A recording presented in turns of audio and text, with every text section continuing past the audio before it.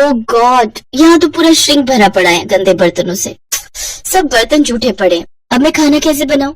ये मेरी देवरानी दिव्या भी ना एक नंबर की आलसी है। सुबह जब शीला बर्तन धोकर जाती है तब तो सबके लिए नाश्ता बना लेती है, लेकिन जब शाम को यहाँ बर्तनों का पहाड़ इकट्ठा होता है तो वो महारानी अपने कमरे में चूहे की तरह डूबकर बैठ जाती है। अभी बताती हूँ मैं इसे। दिव्या, अरे ओ दिव्या, कहाँ है? क्या हुआ जेठानी जी? मुझे बिग बॉस देखना है। अरे मुझे यहाँ सबके लिए रात का खाना बनाना है, लेकिन यहाँ तो बर्तनों का ढेर लगा हुआ है और तू महारानी है कि जिसे अपना बिग बॉस देखना है। चल पहले जल्दी से सारे बर्तन धो। है क्या? मैं बर्तन धो? ना बाबा ना, मैंने आज ही मैनिक्योर करवाया है, फिर उसके पैसे वेस्ट चले जाएंगे। ये तो तेरा हर हफ्ते का बहाना है। जब जानती है कि घर के कामकाज में खराब होना है तो क्यों बेकार पैसे फूक कर आती है।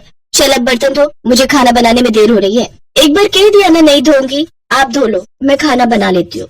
इसी तरह दोनों एक दूसरे पर बर्तन धोने का काम टाले जा रहे थे। उधर बाहर डाइनिंग टेबल पर बैठे घर वाले खाने का वेट कर रहे थे। हे राम, खाना कहाँ रह गया? मेरे पेट में तो चूहे कूद रहे हैं, लेकिन ये रसोई से आवाज कैसी आ रही है? माँ लगता है दोनों फिर से शुरू हो गई। धत तेरी की, फिर तो मिल गया हमें आज भी खाना। अनुज बेटा ऐसा कर, तू बाहर से ही खाना मंगवा ले। एक दिन इन दोनों बिल्लियों की लड़ाई में भूख के मारे ही मैं परलोक न सिधार जाऊं।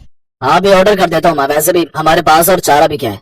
उधर दोनों अभी भी बहस ही किए जा रही थी। ठीक है, फिर नहीं धोने ना तुझे बर्तन, तो मैं भी कोई खाना वाना नहीं बनाने वाली। रहो सब भूखे आज। अरे भूखे क्यों रहेंगे? कल रोहन जी ने खाना ऑर्डर किया था, आज अनुज भैया को बोलो, वो ऑर्डर कर देंगे।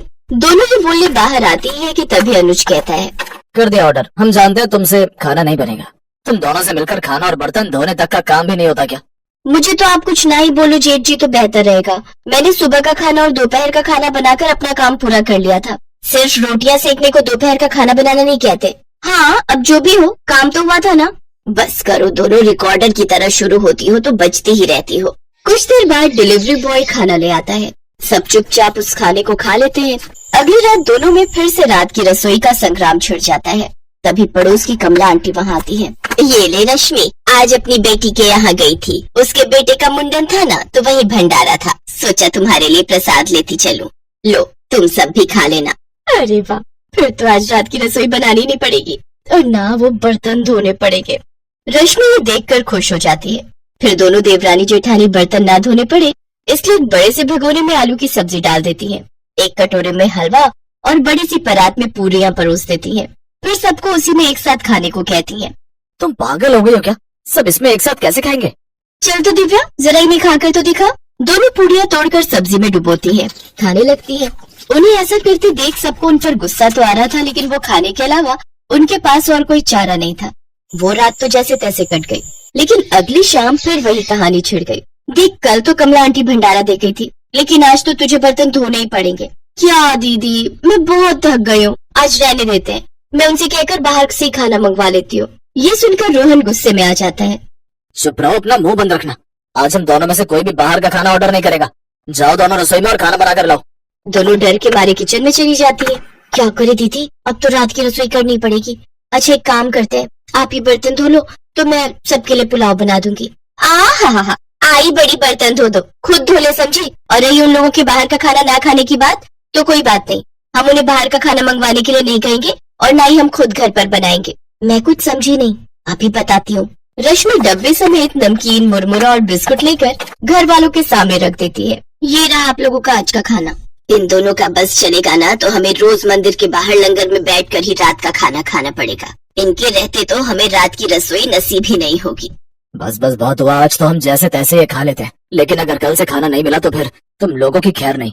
जी ठीक है, लेकिन उनके पास इसका भी जुगाड़ था। अगले दिन दिव्या बाजार से जाकर कुछ डिस्पोजेबल प्लेट्स ले आती है।